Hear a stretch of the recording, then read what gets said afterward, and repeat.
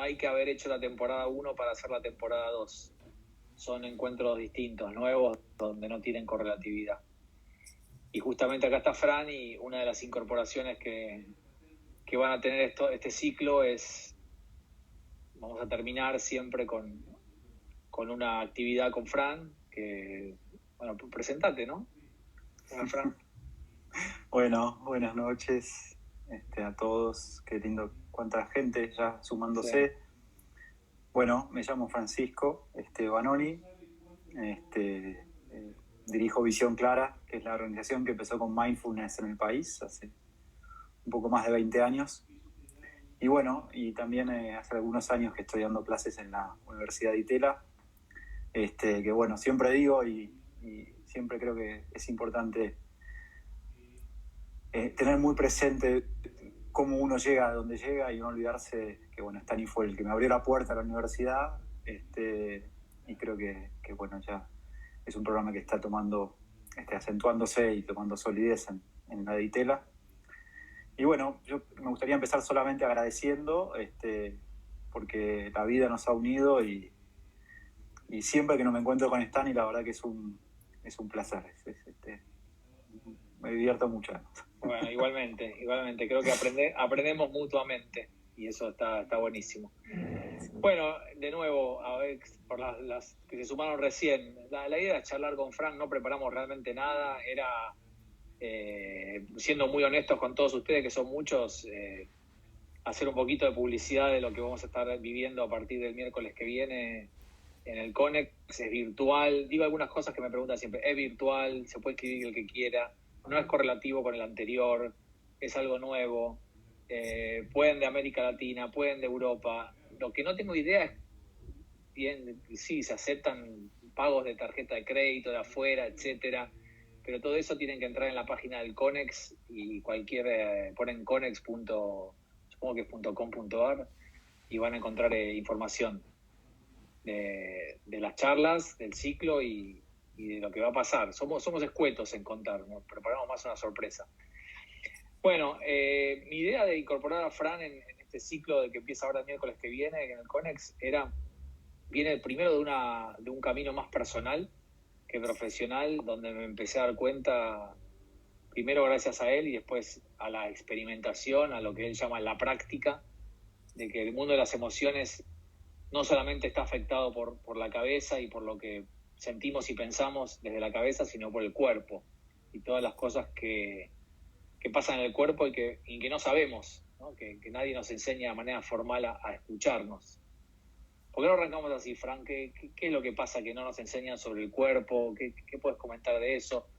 O también esta visión por ahí de la gente que no tiene experiencia de meditación, de que siempre hay que estar quieto y sentado y con las piernas cruzadas. Yo creo que ha avanzado mucho eso, ¿no? O ha cambiado. Sí, yo creo que está evolucionando. A mí me parece que el gran problema que presenta, digamos, o que nuestro cuerpo presenta es justamente la desconexión que tenemos con el mismo. Porque nuestra cultura suele ser la cultura de la desintegración, ¿no? Digamos, donde la mente va por un lado y el cuerpo aparentemente va por el otro, donde no estamos habituados a entender que los opuestos se complementan. Y esto también es muy también en particular de nuestro país, ¿no? Esto de una cosa o la otra. Sí. Y creo que ahí está el quid de la cuestión, ¿no? En un montón de abordajes se habla que la llave del bienestar es la integración. Entonces lo que nos encontramos hoy es con una práctica, bueno, que podemos llamar la práctica de mindfulness, donde ya hay un recorrido en Occidente de más de 50, 60 años, por lo menos formalmente. No sé si la palabra mindfulness tiene 50 años, pero 40 y pico seguro, donde ha evolucionado en términos de empezar a adaptar esta práctica meditativa a nuestra cultura. Y yo siempre digo que nuestra cultura es la cultura del movimiento, y nuestra cultura es la cultura de la materia. Entonces, a veces empezar a entrar en un camino de meditación, cuando hablamos de algo abstracto, ¿no? Que es lo que trabajás vos, que es la mente, que es el pensamiento, y cuando hablamos de la quietud, suele ser al principio un camino muy cuesta arriba. Entonces, poco lo que vamos a tratar de hacer en los encuentros en el CONEX es familiarizarnos de una manera un poco más amigable con la meditación o con la práctica de mindfulness a través del cuerpo y a través del movimiento. Eso es lo que propongo y vamos a hacer en ese momento. Buenísimo. Y siempre relacionado, o no sé si siempre, pero la idea que vamos conversando con Fran es relacionar el mundo de la meditación, del cuerpo, con el mundo de las emociones. Este cuarto libro que va a salir el 1 de diciembre, de los que he escrito, es el que más me ha costado escribir, por una cuestión de que ha habido algunos cambios de paradigma en el mundo de la ciencia sobre si es que podemos definir hoy qué es una emoción. Entonces estuve investigando casi 3 años y además por situaciones personales o por cuestiones personales donde las emociones me atravesaban de una manera que yo no tenía idea o que yo no me dejaba atravesar, ¿no? Entonces, puedo...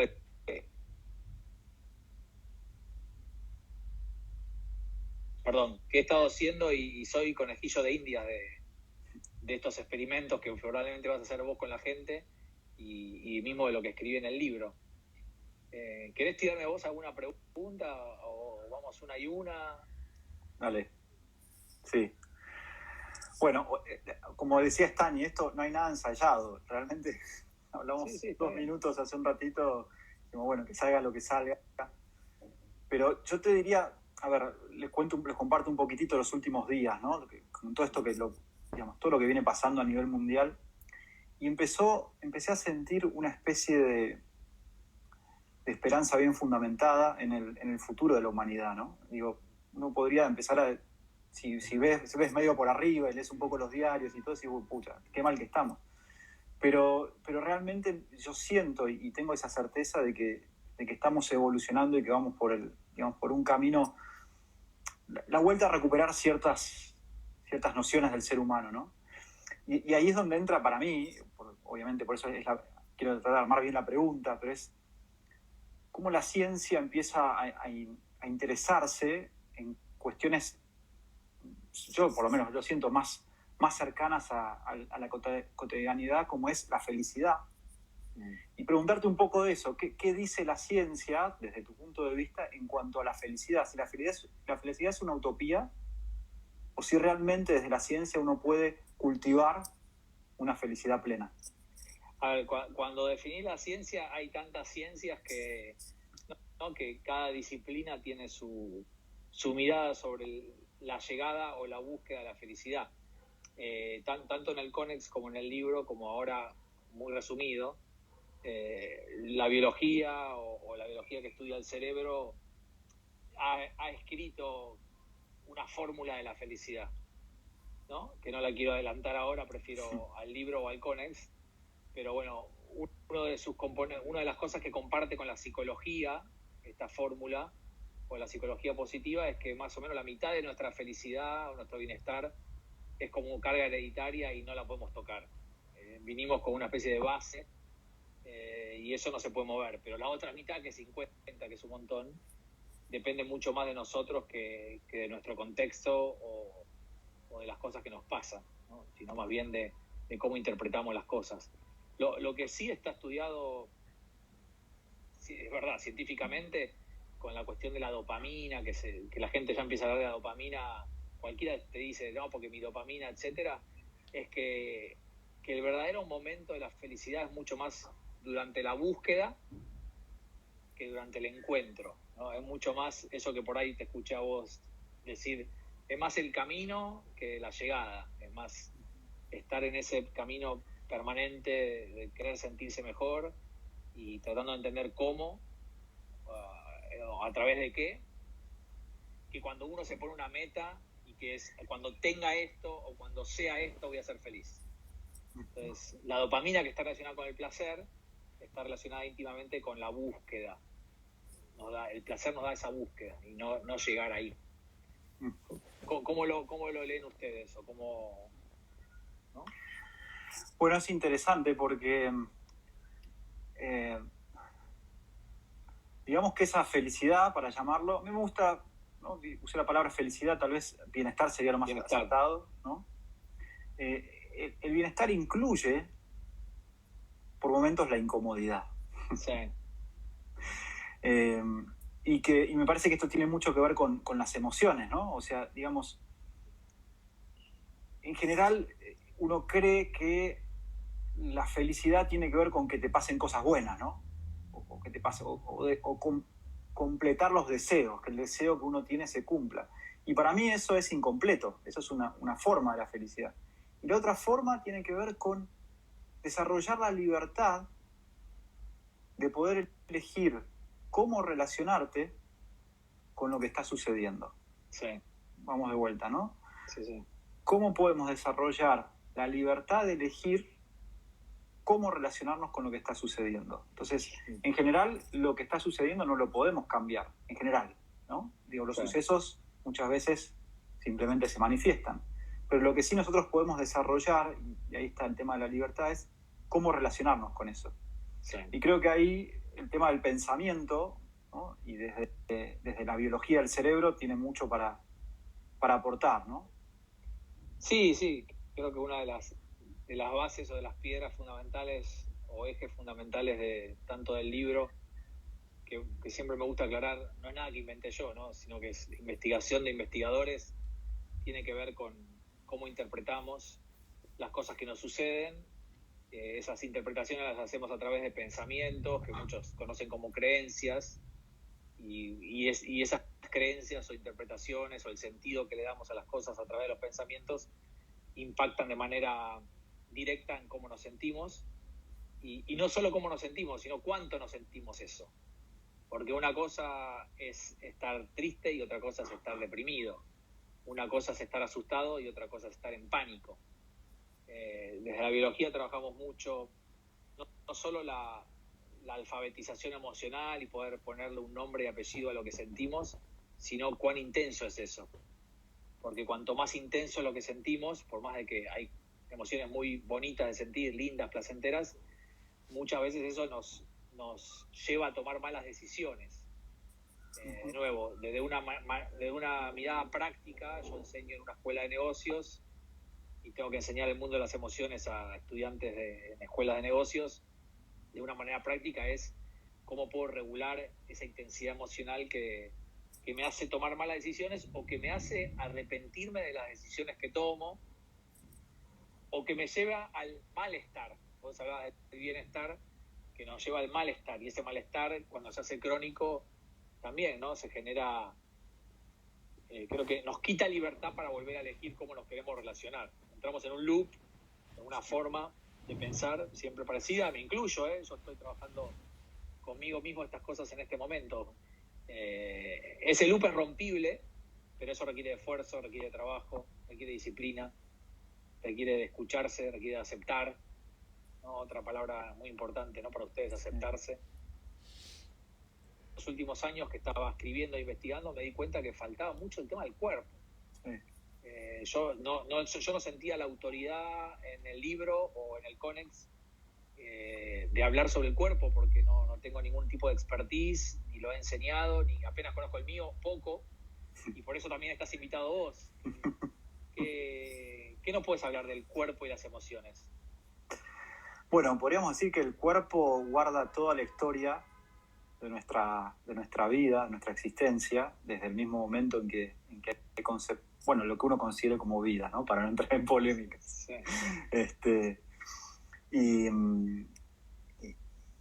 Y la forma en que aprendimos a manejar las emociones o a entender lo que es un vínculo sano, eso está en nuestro cuerpo. Y yo lo veo en mí también y lo veo en las personas. Entonces, el estado de una columna vertebral, un hombro más arriba que el otro, diferentes situaciones que pasan, ¿no? Y que uno no sabe de dónde vienen.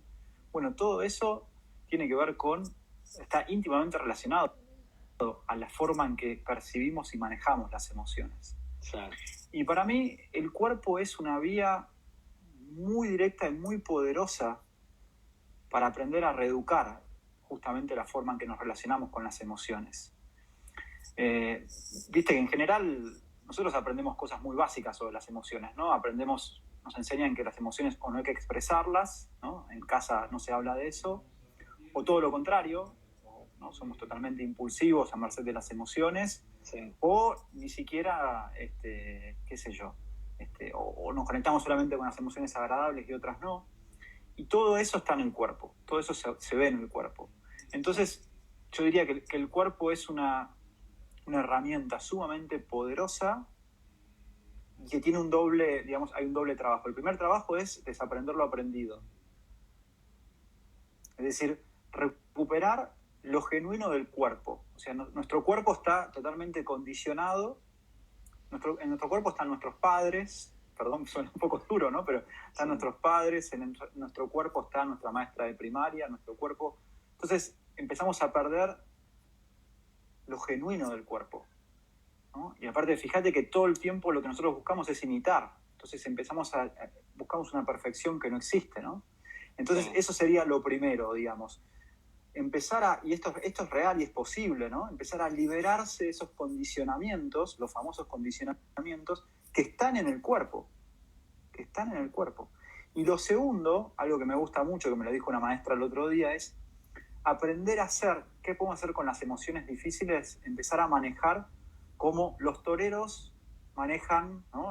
No me acuerdo cómo se llama eso, pero cuando viene el toro, ¿no? Tener esa muñeca para poder, más allá que no me gusta mucho, pobre toros, pero la capacidad de poder gobernar las emociones. O sea que cuando vengan emociones difíciles, ¿no? Que posiblemente nada tiene que ver con lo que está sucediendo, por ejemplo, la ira, aprender a dominar, a gobernar esas emociones, a darle el cauce exacto. Y bueno, todo eso nosotros lo trabajamos desde el cuerpo, donde la base es la columna vertebral.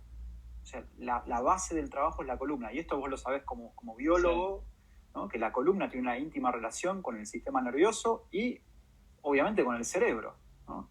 Sí. Así que bueno, esto es lo nuevo, que es lo viejo en realidad, ¿no? Porque... Sí, no.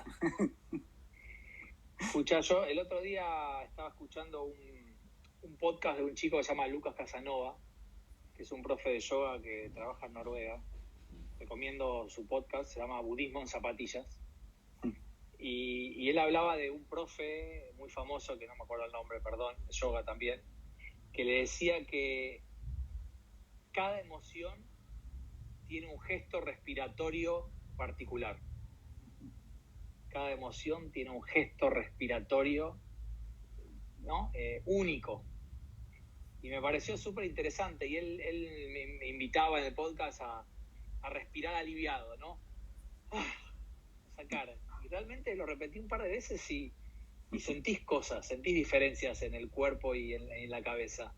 ¿Alguna vez pensaste eso o trabajaste sobre respiración y emoción o prestar atención a cómo respiramos? Sí, primero es muy importante comunicar que para trabajar la respiración hay que saber. Y esto no quiero sin denigrar a nadie, ¿no? Pero realmente nos estamos metiendo en un terreno que es, por un lado, muy fácil entrar, porque la respiración está a mano de todos, ¿no? Sí. Pero por otro lado, muy delicado y muy sutil, como...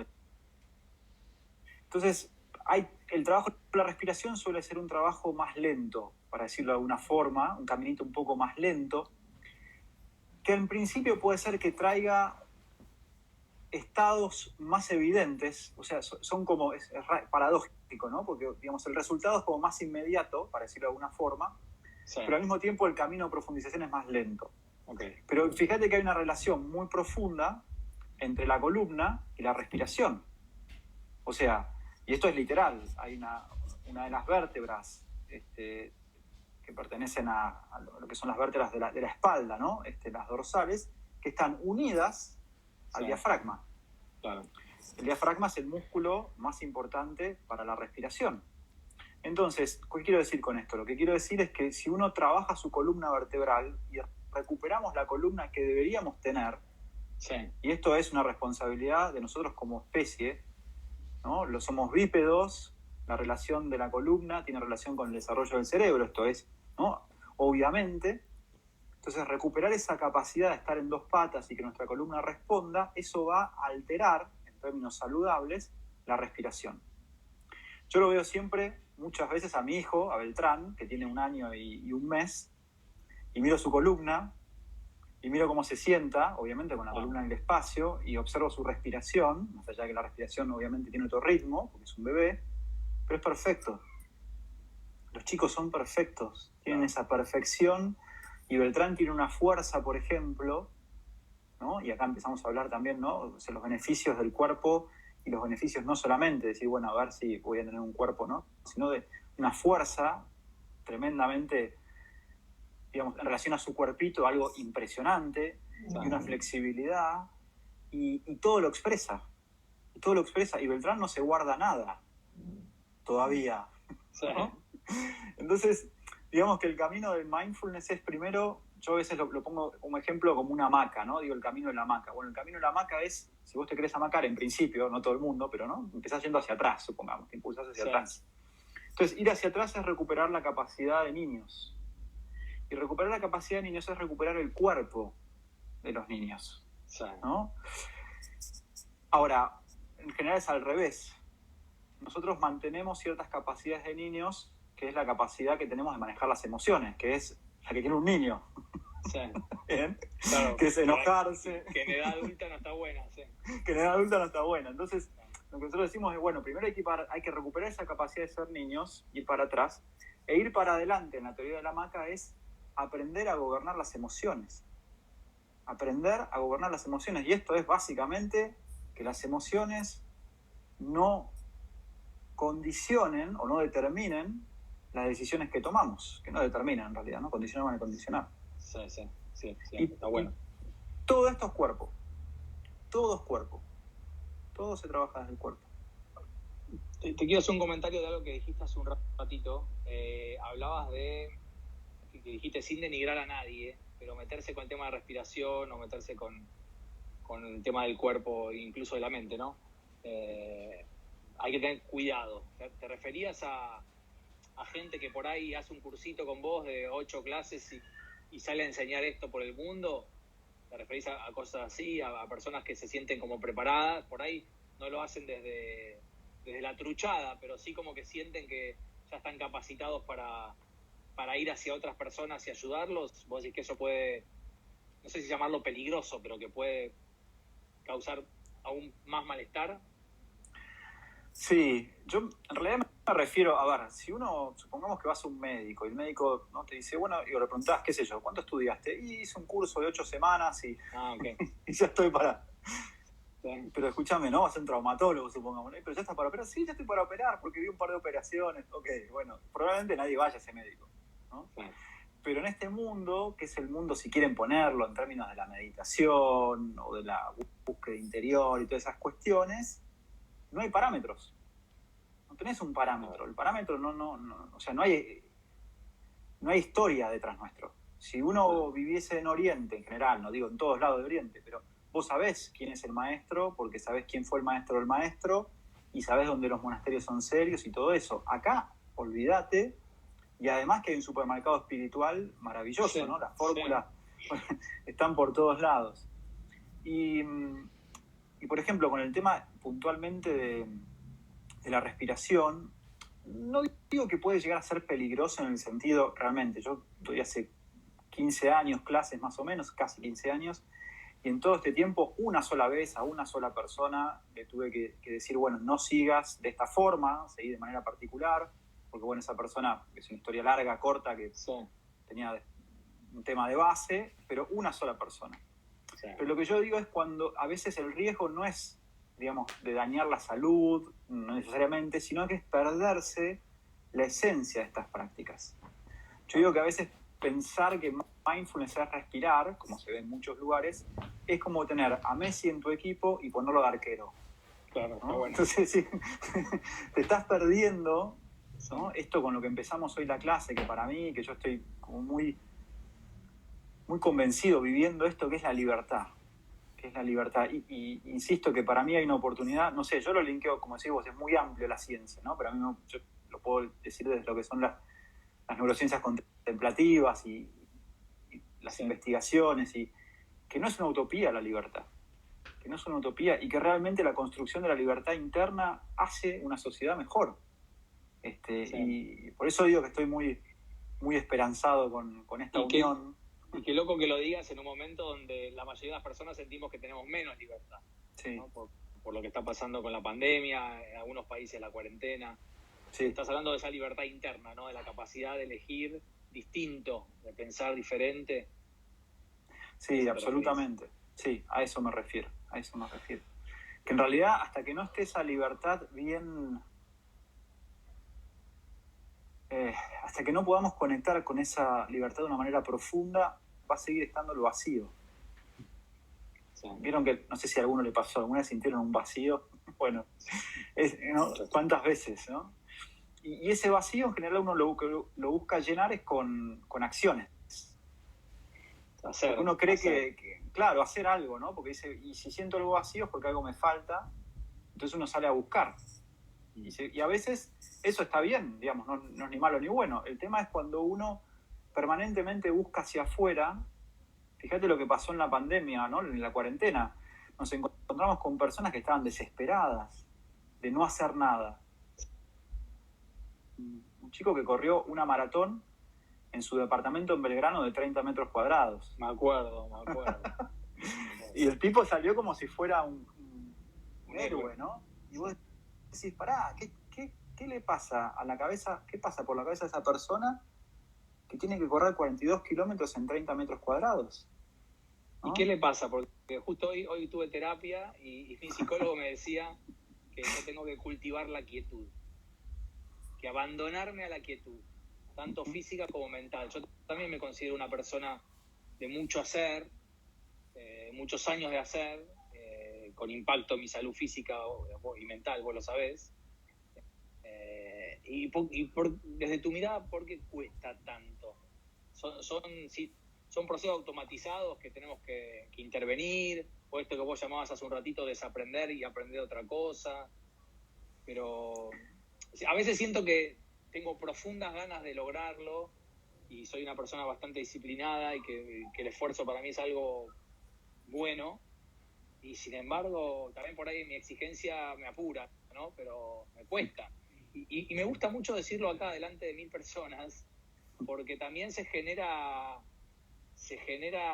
otra de las sensaciones que a veces, no diría que me molestan, pero sensaciones incómodas, es que porque vos y yo estamos hablando acá, y porque vos hace 15 años que seas instructor y de mindfulness, y yo también hace muchos años que me dedico a esto, la gente piensa que nosotros no tenemos ningún tipo de problema, issue, traba, ¿no? Molestia, que vivimos la vida como un violín afinado, y sin embargo, incluso en casa de herrero, cuchillo de pala, ¿no?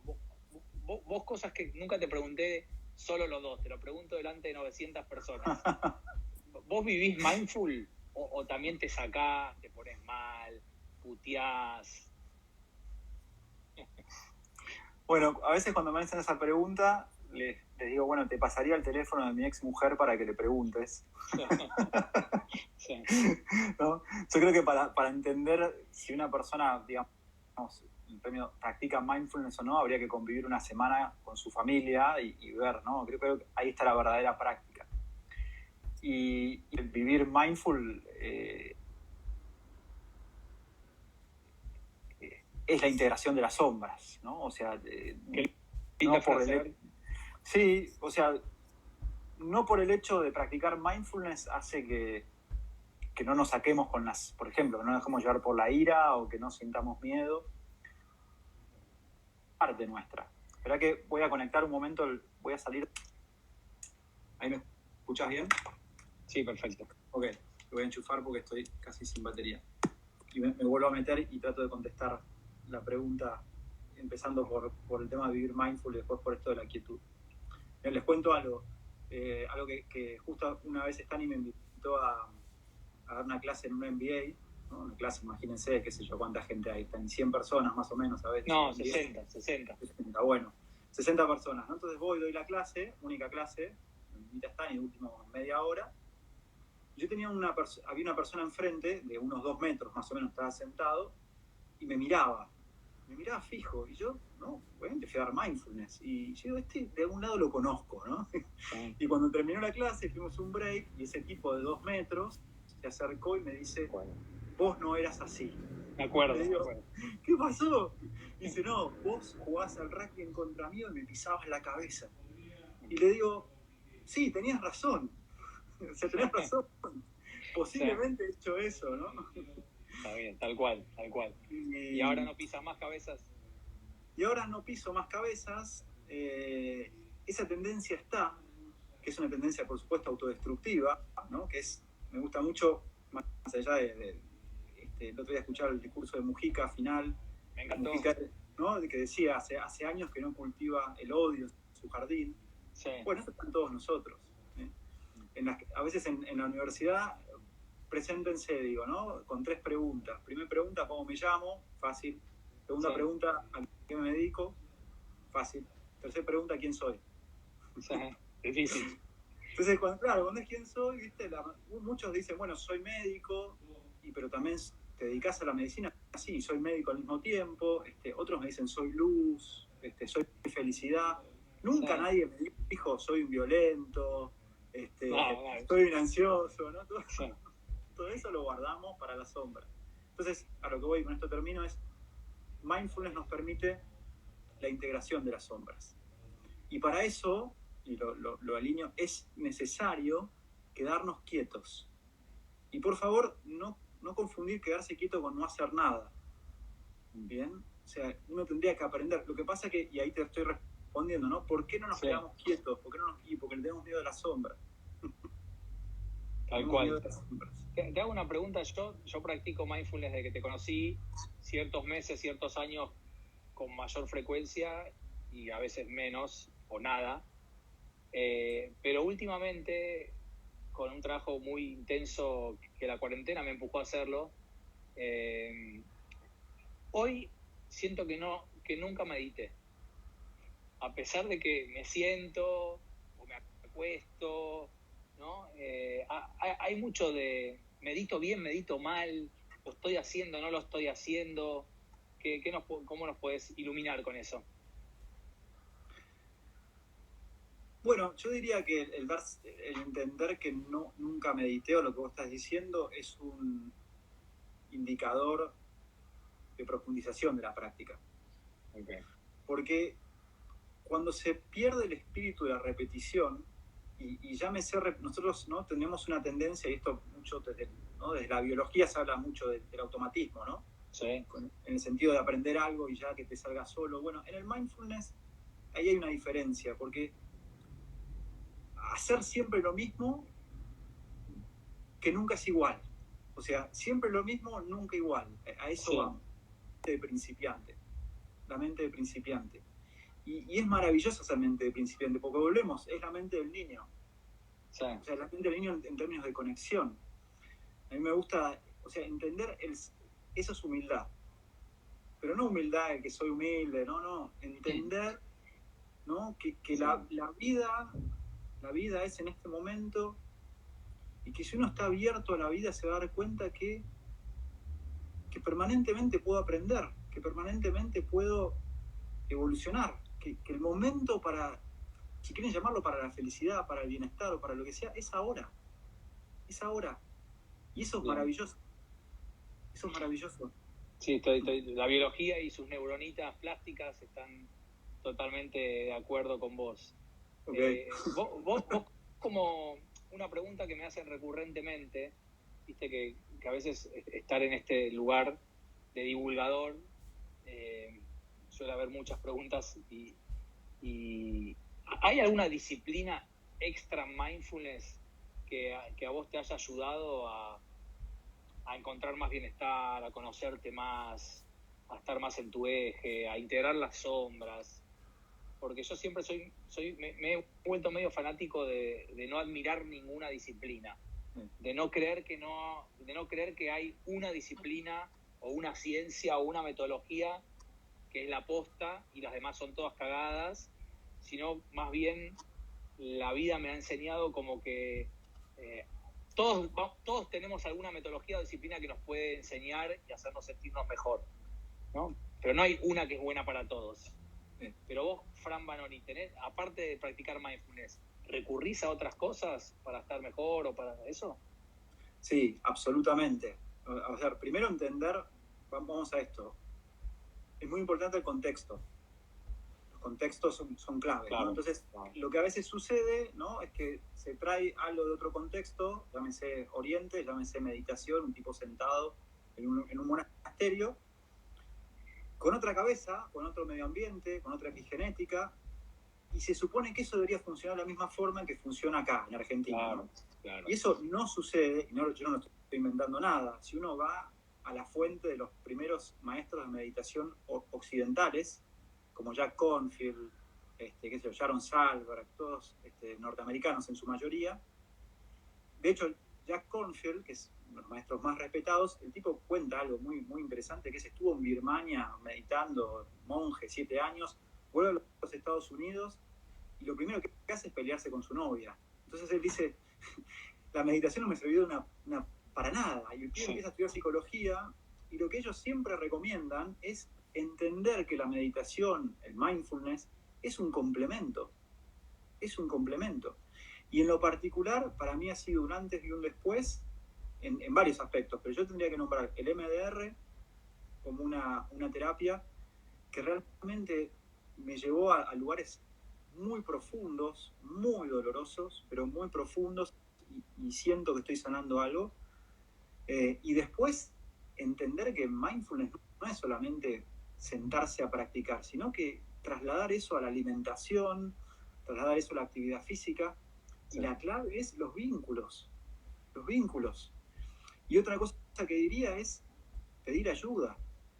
O sea, si uno cree que porque medito soy un capo y no necesito, no, entender que, y de hecho para realmente hacer un trabajo de profundización, necesitas a un tercero, o sea, necesitas a alguien de afuera que te diga, mirá, que te acompañe. Entonces, no es tan simple, ¿no? O sea, no es una línea de seguir y que vos vas a tener bienestar de la noche para la mañana, es trabajo interdisciplinario. Estoy de acuerdo. Escuchá, son menos 20, arrancamos con 300, sí. Ahora hay 1000 personas y como siempre trato de ser honesto, este vivo es una publicidad encubierta, descubierta sobre encuentros que vamos a tener a partir del miércoles que viene de 8 a 10 y 20 de la noche, virtuales, online.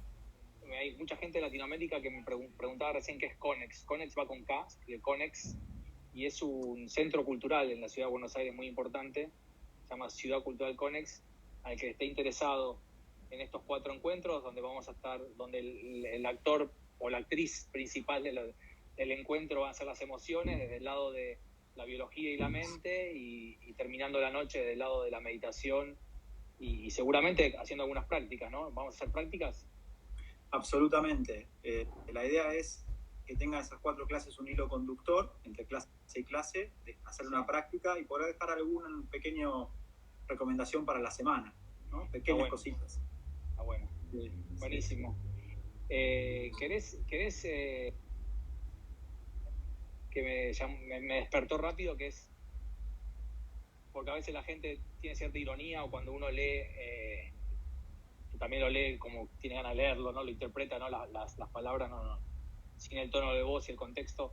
Yo hice psicoanálisis muchos años, para alguien que preguntaba, y ambos 2 padres eran psicoanalistas, así que no descarto ninguna disciplina, no me parece que ninguna sea mala, ni que ninguna sea la mejor, ¿no? Como decíamos recién hace un rato, están muy a full preguntando qué es MDR, ¿por qué no lo decís en una frase? Okay. Porque además de Google, que lo pueden googlear, pero contalo.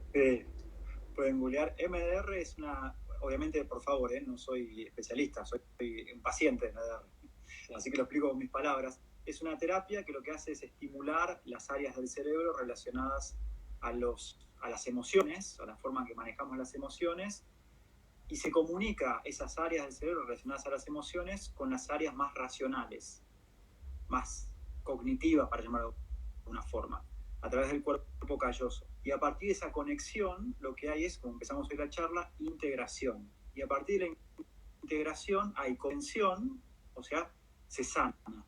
O sea, el MDR es una terapia que nos permite sanar el pasado. Y por favor, no confundamos sanar con olvidar.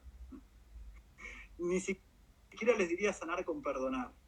No se trata de volvernos más buenas personas, sino comprender, ¿no? Cuando uno entiende, cuando uno comprende algo, en la comprensión hay bienestar. ¿No? Hay bienestar, comprendo profundamente, no la comprensión solamente de leer un libro, digo, una comprensión profunda. Así que eso es el MDR. Está bueno, sí, está clarísimo. Es a través del movimiento de los ojos, ¿no? La sigla tiene que ver con eso. EMDR, ahí habló un terapeuta, sí. Okay. Sí.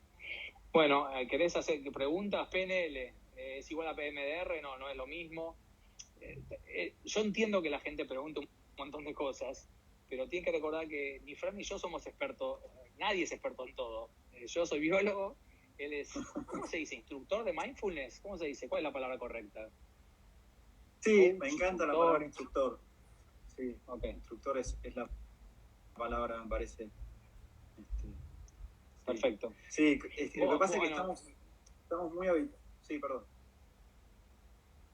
No, dale. No, te decía, me parece que está bueno que planteás y que más allá de la sinceridad, que es importante entender también, a ver, y esto para decirle a las personas que nos están viendo, escuchando, es, si vos una persona empezás a hacer mindfulness, que el tipo te dice, sí, yo hago mindfulness, coaching, PNL y yo recomiendo clases, hasta luego, no vuelvan nunca más. Porque lo que dice, no se puede saber de todo.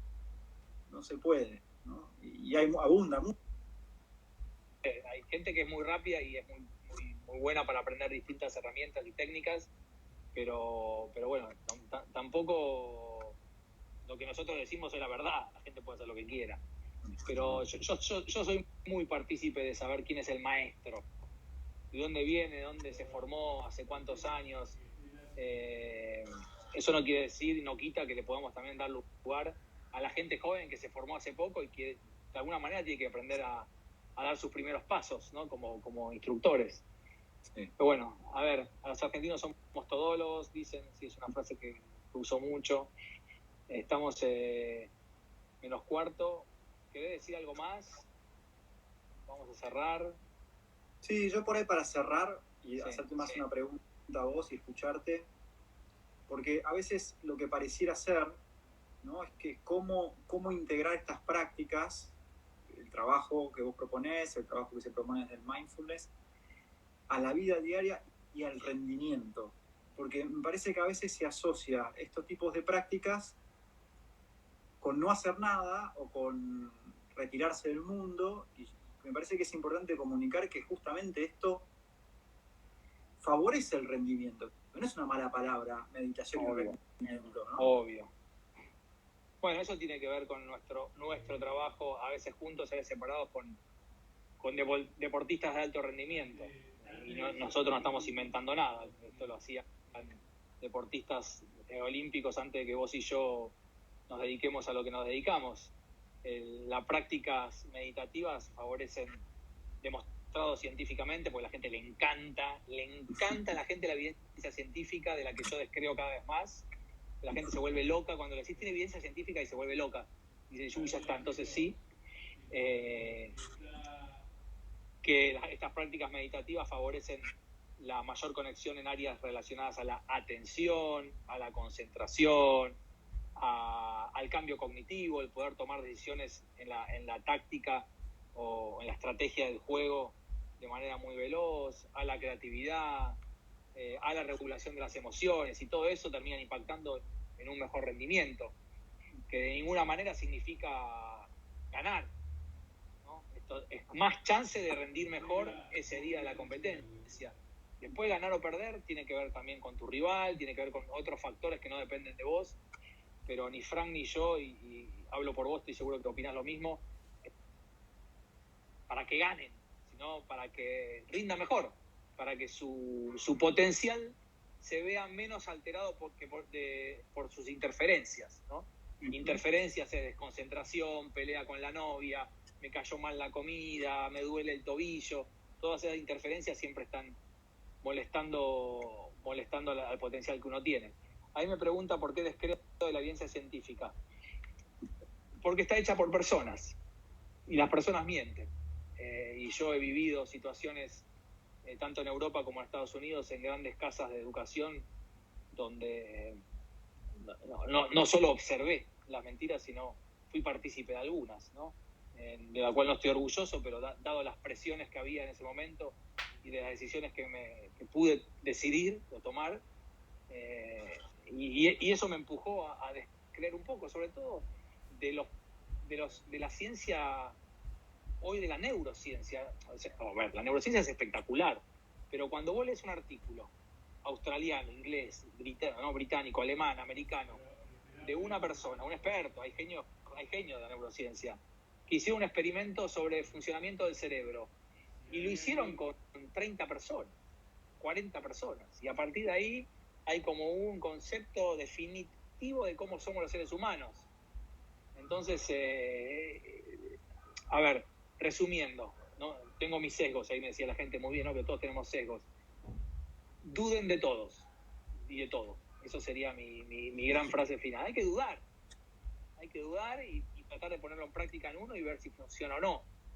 Pero justo el otro día, y poniéndome un poco emocional, leí mi viejo falleció hace 10 años, y leí una carta que me escribió cuando yo tenía 17 años, que me fui de viaje por Europa, y me decía: lo único que te recomiendo es que dudes de todo, ¿no? Y yo ahora lo digo, y no me acordaba que mi viejo me lo decía.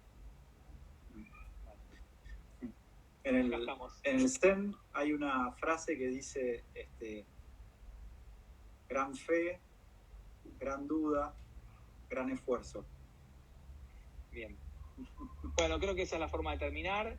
Están invitados todos a participar de estos encuentros que vamos a tener, donde vamos a hablar mucho del tema de emociones, de 8 a 9 y media, los miércoles una charla mía, de 9 y media a 10 preguntas de ustedes a través de la plataforma del Conex, y de 10 a 10 y 20, 10 y media, depende, porque nosotros podemos ver quiénes se quedan y quiénes se van bajando de la transmisión. Si todos se están quedando, vamos a terminar meditando con Fran, y obviamente Fran y yo vamos a relacionar la charla teórica con la práctica meditativa del final de la noche. Esas charlas, si no las pueden ver en vivo los miércoles, van a estar subidas en la plataforma, el laburo, lo que sea, durante una semana la pueden volver a ver. Esta es la invitación,